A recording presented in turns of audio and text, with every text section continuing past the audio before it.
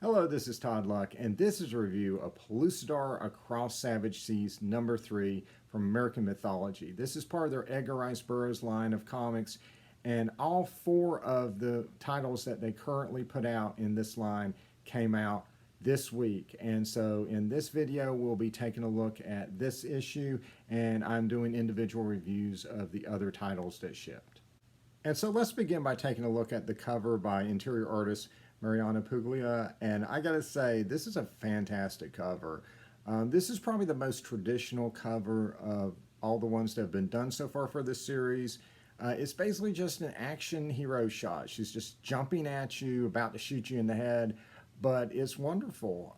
I can tell she's in the jungle. I can't tell she's in Pellucidar, which is kind of curious. There's no dinosaurs in the background, so that makes it very unusual cover for a Pellucidar comic. However, even if you did throw in some dinosaurs here at the bottom, your eye's going to be so focused on Gretchen just coming at you that I'm okay with that. I love this cover, and this is probably the one that I'll be displaying to show off this mini-series because it just showcases the heroes so well.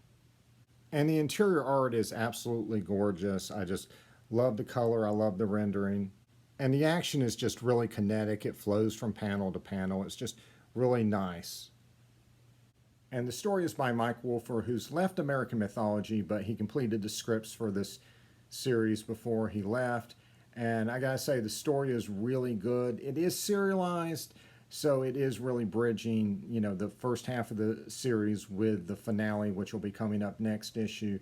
But I really like, the things that were revealed about the different characters in this issue. And I love the new species of monster that was introduced and the plot twist that they're going for here. I just think it's quite good. And overall, this story seems to be basically how Gretchen met her husband, who she'll have a child with, named Victory Harbin, who is in this series Over My Shoulder, Beyond the Furthest Star. So it's kind of a sister title to Beyond the Furthest Star, but it stands completely on its own as well. It's just really, really wonderful comics, regardless of if you get both those series or just this one. And this issue was long delayed, but I just want to reassure you guys the fourth and final issue of this mini-series is listed for May 4th, which is about a month from now.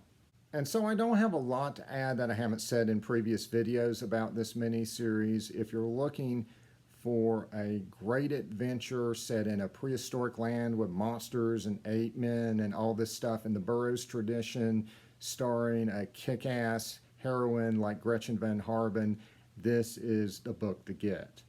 But before I go, I just wanted to give a little bit more trivia about Gretchen. So, as I previously said, Gretchen Van Harbin first appeared as a child in one of the Tarzan twin books by Edgar Rice Burroughs. But why is she a Van Harbin? Why is she German?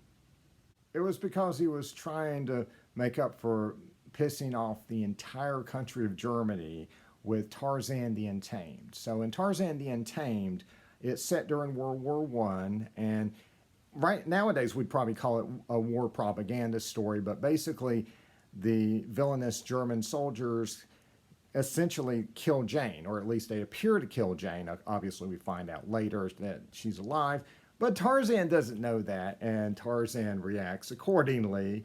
And it's not a particularly flattering portrayal of Germans.